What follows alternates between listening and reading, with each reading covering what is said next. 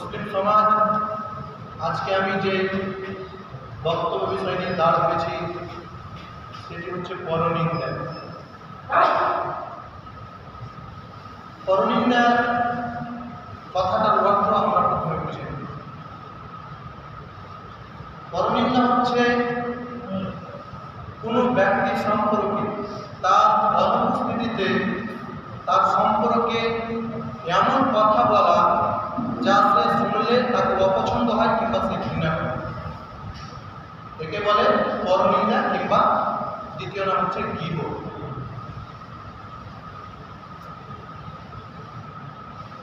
জিহ্বা মূলত অন্তরের দরজা।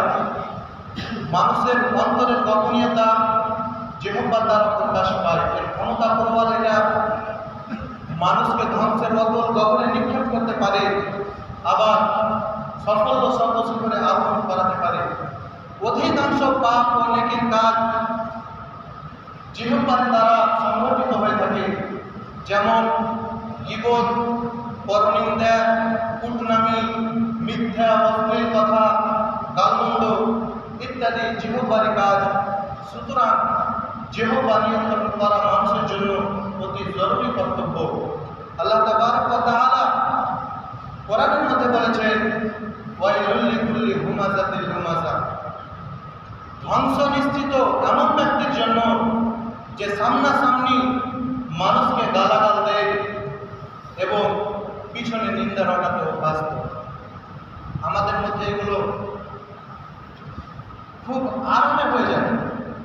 মানে কোনো ভাইকে সামনাসামনি গালি দিতে একটু কষ্ট হয় না।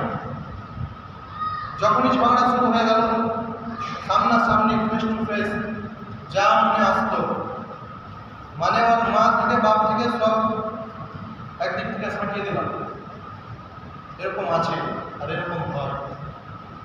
গীবত কত খতরনাক জিনিস যে আপনি বসে বসে করে ফেললেন, বসে বসে আপনার মৃত্যু ভাইয়ের গোশত ভক্ষণ করে নিলেন, কিন্তু আপনি জানতেই পারলেন না। আপনার গীবত করাতে, আপনি গীবত করতে করতে আপনার গুনার অ্যাকাউন্ট ভরতেই আছে। চায়ের দোকানে বসে আছেন, চলছে। কোথাও 4-5 জন বসে আছেন, ওখানেও চলছে। কিংবা কোনো ভাইয়ের সাথে দুটো কথা বলছেন, সেখানেও হয়ে গেল গীবত করা। আর এই ছোট ছোট ছোট ছোট গীবত মনে হচ্ছে ছোট কথা, কি একজন ভাইয়ের সম্পর্কে তো কথাই বললাম, আর কি বললাম, শুনে মনে হচ্ছে একদম ছোট, কিন্তু সব থেকে বড় নয়। আপনার যেমন রুই আস্তে আস্তে কাটকে খেয়ে নেয়, তেমনই এই গীবত আপনার নেকির খাতাকে আস্তে আস্তে আস্তে আস্তে ধ্বংস করে দেয় এবং গুনার খাতাকে ভরে দেয়। আপনার নেকির অ্যাকাউন্ট খালি হতে থাকবে আর গুনার অ্যাকাউন্ট ভরতেই থাকবে, আপনি বুঝতেই পারবেন না। চায়ের দোকানে কি থাকে 3 ঘন্টা 4 ঘন্টা ধরে, কেন আপনি চায়ের দোকানে বসে থাকবেন? গীবত এমন জিনিস যে করবে তাকেও মজা আসবে, মজা না আসলে গীবত করাই হবে না। গীবত যে করবে তাকেও মজা আসবে, আর যে শুনবে তাকেও মজা আসবে, দুইজনকেই মজা আসবে। যে কোনো জিনিস করাতে মজা, শুনতে মজা, কিন্তু পরবর্তীতে তার শাস্তি খুব ভয়াবহ। আল্লাহ তাবারক ওয়া তাআলা কোরআনের মধ্যে বলেছেন, ইয়া আইয়ুহাল্লাযীনা আমানু ইজতানিবু কাসীরাম মিনায-যন্ন ইন্না বা'দায-যন্নি ইসমুন ওয়া লা তাজাসসাসু ওয়া লা ইয়াগতাব বা'দুকুম বা'দা আইয়ুহিব্বু আহাদুকুম আন ইয়াকুলা লাহমা আখীহি মাইতান ফাকারিহতুমুহু ওয়াত্তাকুল্লাহ ইন্নাল্লাহা তাওয়াবুর রাহিম। ইয়া আইয়ুহাল্লাযীনা আমানু ইজতানিবু কাসীরাম মিনায-যন্ন, হে মুমিনগণ, তোমরা বহুবিধ ধারণা হতে বিরত থাকো, কারণ কোন কোন ধারণা হচ্ছে পাপ। ইন্না বা'দায-যন্নি ইসমুন ওয়া লা তাজাসসাসু ওয়া লা ইয়াগতাব বা'দুকুম বা'দা, কোন কোন ধারণা হচ্ছে পাপ, এবং তোমরা একে অপরের গোপনীয় বিষয় অনুসন্ধান করো না, কারো সামনে তুলে ধরিও না, এবং একে অপরের পিছনে গীবত করিয়ে না, নিন্দা করিয়ে না। তারপরে বলা হয়েছে আয়ুহিব্বু আহাদুকুম, তোমরা কি কেউ ভালোবাসবে? তোমরা কি কেউ ভালোবাসবে যে তোমরা গীবত করো? আর আয়ুহিব্বু আহাদুকুম আইয়াকুলা লাহমা আখি, যে তোমরা মৃত্যু ভাই গোশত ভক্ষণ করো। ফাকারিহতুমু, বাস্তব তোমরা এটাকে ঘৃণা করো, পছন্দ করো না।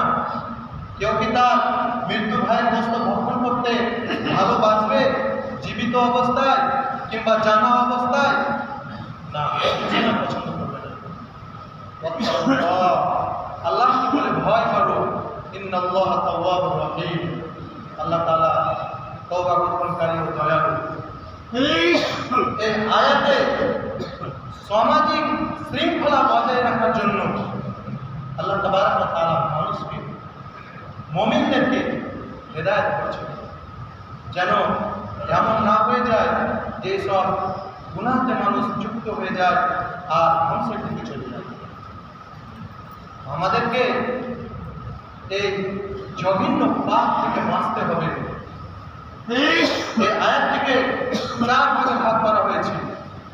এক হচ্ছে গোপনীয় বিষয় অনুসন্ধান করা, কোনো কারণ নাই, কিছুই নাই, আপনি একজন ভাইয়ের গোপনীয় বিষয়ে তথ্য করতে শুরু করে দেবেন। এর গোপনীয় বিষয় কি আছে? যার কোনো প্রমাণই নাই, কিছু নাই, আপনি কেন তার গোপনীয় বিষয় খুলতে যাবেন? কেন তার গোপনীয় বিষয় খুঁজতে যাবেন? তারপরে বলা হয়েছে যে একে অপরের পিছনে নিন্দা করা, গীবত করা যাকে বলা হয়। কিছুক্ষণের জন্য, মজা নেওয়ার জন্য একজন ভাই গীবত করতে শুরু করে দেবে। চায়ের দোকানে বসে আছে, চলছে গীবত, আরে ও ব্যক্তি তো আমাকে খুব গালি দিচ্ছে, এটা কিন্তু আসলে মিথ্যা, ও কিন্তু জানেও না। রাসূলুল্লাহ সাল্লাল্লাহু আলাইহি ওয়াসাল্লাম জিজ্ঞাসা করলেন সাহাবাগণকে যে তোমরা কি জানো গীবত কি? সাহাবাগণ বলছে আল্লাহ ওয়া রাসূলুহু আ'লাম, আল্লাহ এবং তার রাসূল আমাদের থেকে উত্তম জানেন। হযরত আবু হুরায়রা রাদিয়াল্লাহু তাআলা আনহু থেকে বর্ণিত, হযরত আবু হুরায়রা রাদিয়াল্লাহু তাআলা আনহু বলেন কিলা ইয়া রাসূলুল্লাহ আল গীবা যিকরুকা আখাকা বিমা ইয়াকরাহু, গীবত হচ্ছে তোমার ভাইয়ের সম্পর্কে এমন কথা বলা যে শুনে তো তাকে ঘৃণা মনে হয় কিংবা ঘৃণা করে। যিকরুকা আখাকা বিমা ইয়াকরাহু বা ইনকানা ফি মা তাকুলু, রাসূল সাল্লাল্লাহু আলাইহি ওয়াসাল্লামকে জিজ্ঞাসা করলেন, হে আল্লাহর রাসূল, যদি আমি যে সম্পর্কে আমার ভাই সম্পর্কে কথা বলছি সেগুলো যদি আমার ভাইয়ের মধ্যে থাকে তাও কি গীবত করা হবে? রাসূলুল্লাহ সাল্লাল্লাহু আলাইহি ওয়াসাল্লাম বললেন, হ্যাঁ, তাও তোমার গীবত করা হবে। আর যদি তার মধ্যে সেই জিনিসগুলো না থাকে তাহলে তার সম্পর্কে তুমি মিথ্যা অপবাদ দিলে। মুসলিম সমাজ আমাদেরকে গীবত থেকে বেঁচে থাকতে হবে।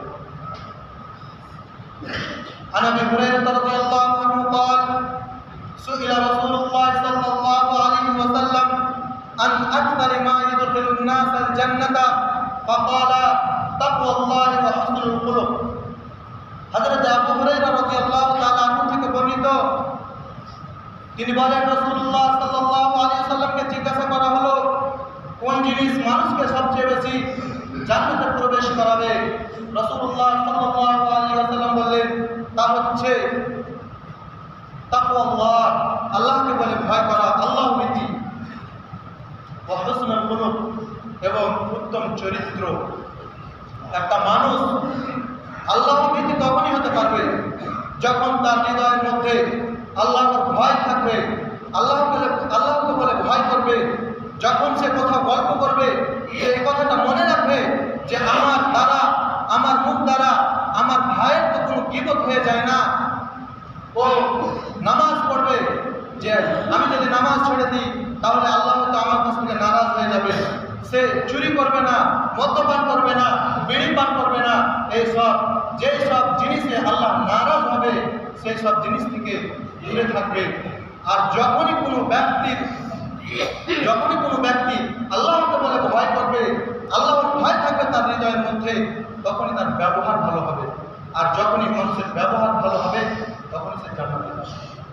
ব্যবহার ভালো হলে, আল্লাহকে বলে ভয় করলে আপনি সমস্ত নেক কাম করতে পারবেন এবং আল্লাহকে বলে ভয় থাকবে। ওয়াসুইলা আন আকতারি মা ইদখিলুন নাস আন-নারা ফাকালা আল-ফাহম ওয়াল ফারাজ। রাসূলুল্লাহ সাল্লাল্লাহু আলাইহি সাল্লামকে আরো জিজ্ঞাসা করা হলো যে কোন জিনিস মানুষকে সবচেয়ে বেশি জাহান্নামে প্রবেশ করাবে। রাসূলুল্লাহ সাল্লাল্লাহু আলাইহি সাল্লাম বললেন তা হচ্ছে মুখ বা জিহ্বা, আর অপরটি হচ্ছে লজ্জাস্থান। জিহ্বা মানুষের সব থেকে খতরনাক জিনিস। জিহ্বা তো খতরনাক জিনিস যে সত্যকে মিথ্যায় পরিণত করতে পারে এবং মিথ্যাকে সত্য পরিণত করতে পারে। যেমন কোনো ব্যক্তিকে আদালতে নিয়ে যাওয়া হয়েছে এবং তাকে কেউ টাকা দিয়ে ভাড়া করে নিয়েছে, সে মিথ্যা অপবাদ দিয়ে দিল, একজনকে ফাঁসিতে চড়িয়ে দিল। জবান হচ্ছে মানুষের জিহ্বা হচ্ছে সব থেকে খতরনাক। ও যদি মিথ্যা অপবাদ না দিত তাহলে সেই ব্যক্তিকে কিন্তু ফাঁসিতে যেত না। একটা উদাহরণ, যিনারা উর্দু জবানের 5वीं কিতাব পড়েছেন ওনারা ভালো করে জানেন যে একটি অতি হিকায়াত আছে, একটা কিস্সা আছে, লেখা আছে হাকিম ইশক কা বয়ান। অতি জিহ্বা সম্পর্কে বলা হয়েছে যে একটা গোলাম কালোটা দেখতে একদম কালো চুকচুকে, তার সুরত দেখে মানুষ ভয় পেয়ে যাবে। এত ওপর থেকে পূজা নাটা মানে যত বিভিন্ন জিনিস যত দেখতে খারাপ লাগে সমস্ত আল্লাহ তাআলা ওর মধ্যে দিয়েছে। কিন্তু সব থেকে বেশি ভালো জিনিস কি দিয়েছে? তাকে শিক্ষাও দিয়েছে। কিন্তু শিক্ষা দেওয়ার সাথে সাথে আল্লাহ তাআলা তাকে গোলাম করেছে। বাজারে নিয়ে গিয়ে একজন ওই গোলামকে কিনে নিয়ে বাড়ি গেছেন। বাড়ি গিয়ে মালিকের বাড়িতে অতিথি এসেছে, গোলামকে হুকুম দিচ্ছে বাজার যাও আর সব থেকে ভালো জিনিসটা আমার জন্য কিনে নিয়ে এসো, আমার মেহমানের জন্য কিনে নিয়ে এসো এবং আমাকে রান্না করে খাওয়াও। ও কি করেছে? বাজারে গিয়ে পশুর জিহ্বা নিয়ে এসেছে। যখনই মালিকের সামনে পেশ করেছে, মালিকের সামনে খাবার নিয়ে গেছে, দেখে ক্ষিপ্ত হয়ে গেছে, এই তুমি কি নিয়ে এসেছো? এটা কোনো খাওয়ার জিনিস হলো নাকি? শান্ত মিজাজে শান্তভাবে বলছে, হুজুর আপনি তো বলেছেন যে সব থেকে ভালো জিনিস আমার কাছে নিয়ে এসো। এই জিহ্বা হচ্ছে পৃথিবীর মধ্যে সব থেকে ভালো জিনিস। এই জিহ্বার দ্বারা মানুষ আল্লাহ তাবারক ওয়া তাআলার হামদ সানা করে, আল্লাহ তাবারক ওয়া তাআলার তারিফ করে। এই জিহ্বার দ্বারা মানুষকে ভালো কথা বলে, ভালো কথা বলে নিজের দিকে আকৃষ্ট করে।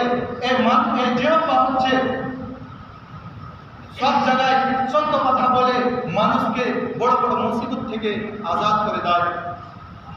মালিক অনেক খুশি হয়ে বলে, ঠিক আছে ধন্যবাদ। আবার তার বিপরীত সে আরেকদিন বলেছে যে সব থেকে খারাপ জিনিস নিয়ে এসো, সে আবার জিহ্বায় নিয়ে এসেছে, আবার পেশ করছে, মালিক আবার ক্ষিপ্ত হয়ে গেছে। সে গোলাম বলছে, হুজুর পৃথিবীর বুকে সব থেকে নোংরা জিনিস হচ্ছে জিহ্বা। জিহ্বা কেন নোংরা জিনিস? এক ভাইয়ের গীবত আর এক ভাইকে তলিয়ে দুইজনের মধ্যে ঝগড়া সৃষ্টি করে দেয়। মানুষকে মিথ্যা কথা বলে ঝগড়া সৃষ্টি করে দেয়। কোথাও আদালতে গিয়ে মিথ্যা কথা বলে কাউকে ফাঁসিতে চড়িয়ে দিল, কাউকে মিথ্যা কথা বলে ওখান থেকে ছুড়িয়ে দিল। বাদশা অনেক খুশি হল। তো আমাদেরকে কথা বলার পূর্বে চিন্তা ভাবনা করে কথা বলতে হবে যে আমি কথা বলছি, কোথাও মিথ্যা কথা তো হয় না, আমি তো মিথ্যা কথা বলি না। মুসলিম সমাজ হযরতে সাহাল বিন সাদ রাদিয়াল্লাহু তাআলা আনহু থেকে বর্ণিত, তিনি বলেন রাসূলুল্লাহ সাল্লাল্লাহু আলাইহি ওয়াসাল্লাম বলেছেন, মান ইয়াজমান লি মা বাইনাল লাহইয়াইন ওয়া মা বাইনা রিজলাইহি ইয়াজমাল্লাহুল জান্নাহ। হযরতে সাহাল বিন সাদ রাদিয়াল্লাহু তাআলা আনহু থেকে বর্ণিত, তিনি বলেন রাসূল সাল্লাল্লাহু আলাইহি ওয়াসাল্লাম বলেছেন, যে ব্যক্তি আমার কাছে অঙ্গীকার করবে যে তার দুই জোয়ালের মধ্যস্থ বস্ত্র এবং তার দুই পায়ের মধ্যস্থ বস্ত্রের হেফাজত করবে, জিম্মেদার হবে, রাসূলুল্লাহ সাল্লাল্লাহু আলাইহি ওয়াসাল্লাম তার জন্য জান্নাতের জিম্মেদার হবে। এই হাদিস দ্বারা বোঝা যায় যে জিহ্বা সব জায়গাতেই আছে। জিহ্বার যদি আপনি হেফাজত করেন, যদি জিম্মেদার হন যে আমি আজকে থেকে মিথ্যা কথা বলবো না, চায়ের দোকানে বসে কোনো ভাই সম্পর্কে গীবত করবো না, এবং কাউকে মিথ্যা কথা বলবো না, কাউকে গালি দেবো না, কাউকে নোংরা ভাষা বলবো না, তাহলে আল্লাহ রাসূল সাল্লাল্লাহু আলাইহি ওয়াসাল্লাম আপনার জান্নাতের জামিন হবে, জিম্মেদার হবে। এই হাদিস থেকে এটা বোঝা যাচ্ছে যে আপনি যদি আপনার নিজের জিহ্বার হেফাজত করে জিম্মেদার হন, রাসূল সাল্লাল্লাহু আলাইহি ওয়াসাল্লাম আপনার জিহ্বার জান্নাতের জিম্মেদার হবে। عن ابي هريره رضي الله عنه قال قال رسول الله صلى الله عليه وسلم تجد شر الناس يوم القيامه ذا الوجهين الذي ياتي هؤلاء بوجهه وهؤلاء بوجهه। কিয়ামতের দিন সর্বপক্ষে মন্দ লোক ওই ব্যক্তিকে পাবে যে দুমুখী হবে, এক মুখ নিয়ে এদের কাছে আসবে, আর এক মুখ নিয়ে তাদের কাছে যাবে। এই হাদিসের অর্থ কি? এক মুখ নিয়ে এদের কাছে আসবে, আর এক মুখ নিয়ে এদের কাছে যাবে। অর্থ হচ্ছে এটাই যে সব থেকে মন্দ লোক কিয়ামতের দিন ওই ব্যক্তি হবে যে এক ভাইকে অন্য ভাইয়ের গীবত করে, ওকে মিথ্যা কথা বলে, ওকে উস্কানি দিয়ে যে অমুক ব্যক্তি তোমার সম্পর্কে এরকম এরকম কথা বলছে, তোমাকে মেরে দিবে, কেটে দিবে, গালি দিচ্ছে, নোংরা ভাষা ব্যবহার করছে, এখানে ওকে বলে গেল, আবার ওই ভাইয়ের কাছে গিয়ে সেরকম ভাষা বলে দিল, দুইজনের মধ্যে ঝগড়া সৃষ্টি করে দিল। সেই হচ্ছে সব থেকে মন্দ। তো আমাদেরকে জিহ্বার হেফাজত করতে হবে এবং আল্লাহর শুকরিয়া আদায় করতে হবে এবং ভালো ভালো ভাষা বলতে হবে। হযরতে আব্দুল্লাহ বিন মাসউদ রাদিয়াল্লাহু তাআলা আনহু থেকে বর্ণিত, তিনি বলেন, ইন্না সিদকা বিররুন ওয়া ইন্নাল বিররা ইয়াহদি ইলাল জান্নাহ ওয়া ইন্না সিদকা বিররুন ওয়া ইন্নাল বিররা ইয়াহদি ইলাল জান্নাহ হাত্তা কাত্তাবা ইনদাল্লাহি সিদ্দিকান।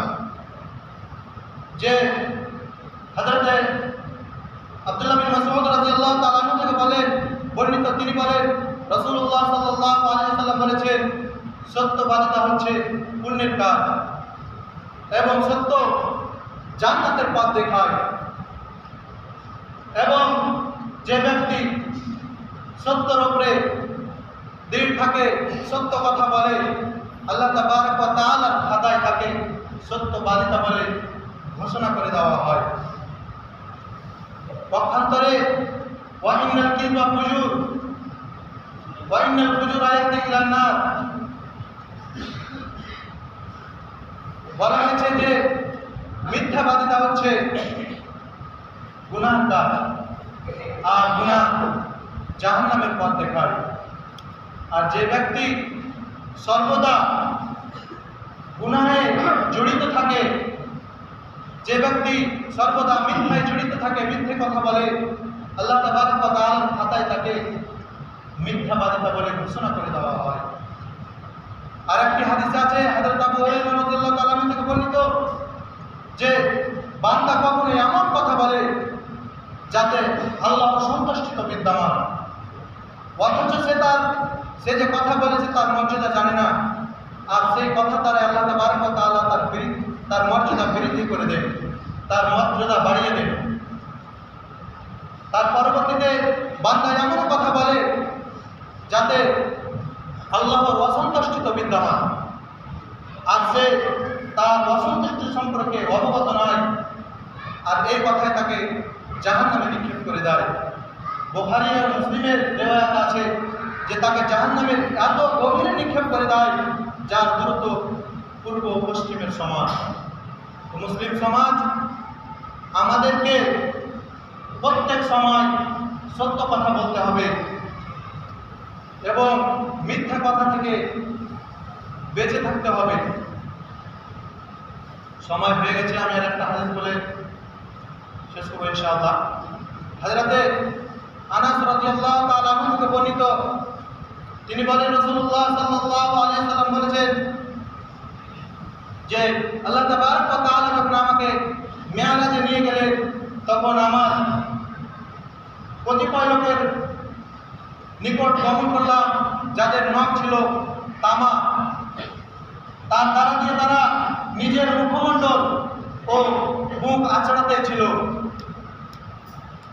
আমি জিজ্ঞাসা করলাম, কুল তোমার হাউলাই জিবরিল, হে জিবরিল এরা কারা? হাউলাই আল্লাযীনা ইয়াকুলুনা লুহুমান নাস ওয়া ইয়াতাউনা ফি। হে জিবরিল আলাইহিস সালাম এরা কারা? রাসূল জিবরিল বললেন যে এরা হচ্ছে ওরাই যারা দুনিয়াতে নিজের মৃত্যু ভয়ে গোশত খেত